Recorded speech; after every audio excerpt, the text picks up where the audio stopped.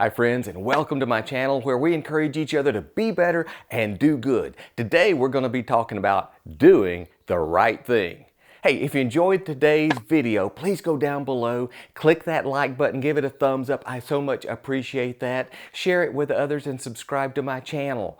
And right now, let's get on to doing the right thing.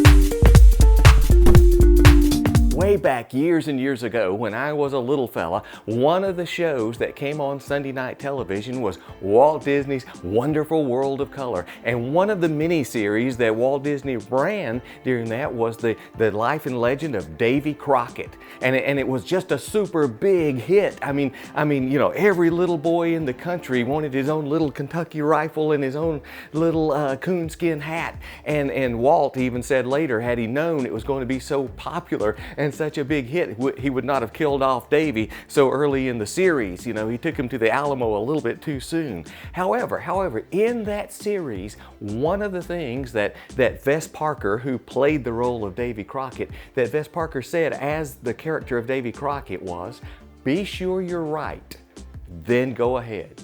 Be sure you're right, then go ahead. Well, you know, I didn't know. I mean, that stuck with me when I was a little fella and growing up, but I didn't know if Davy Crockett really ever actually said that or if that's just something they wrote for the show. So I, you know, looked it up. I asked Mr. Google. And yes, indeed, apparently the real-life David Crockett from Tennessee is quoted or is remembered for saying something along that quote, very similar to that, maybe exactly that, but variations of it. Be sure you're right, and then go ahead. Now also, way back when I was little and watching TV, everything of course on TV was black and white.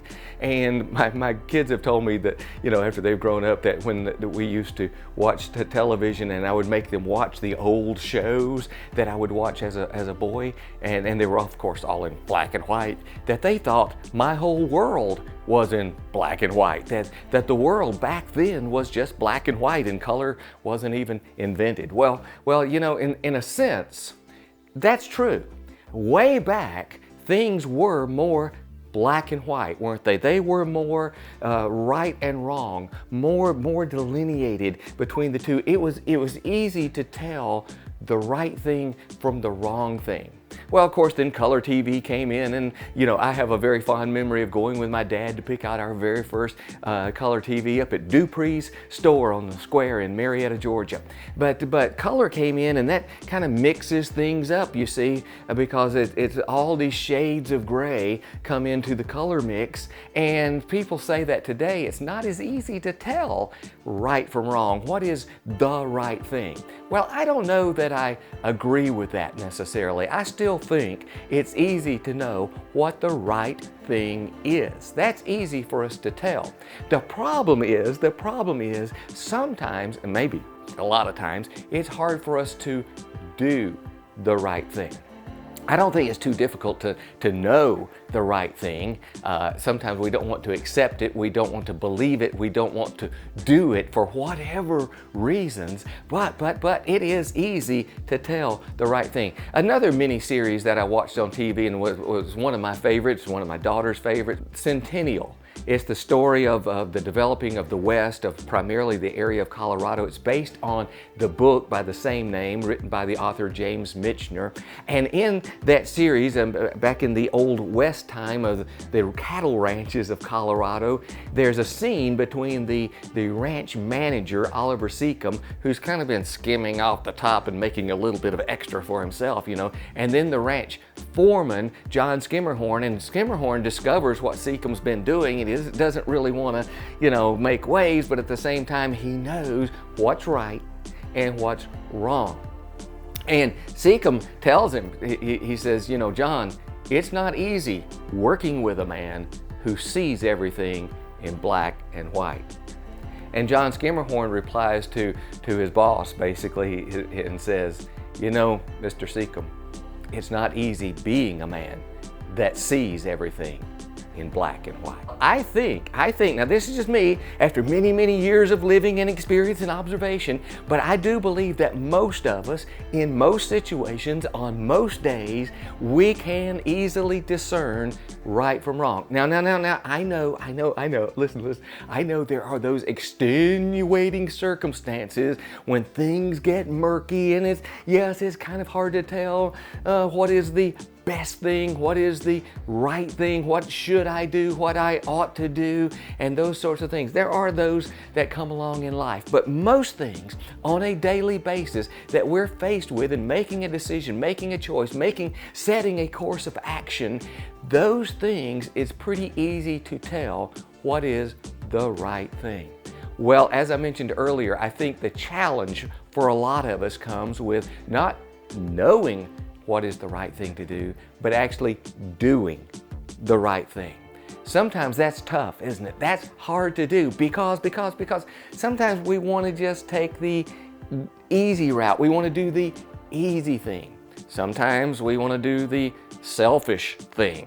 What's better for me? What will I get out of this? Sometimes we want to do the lazy thing.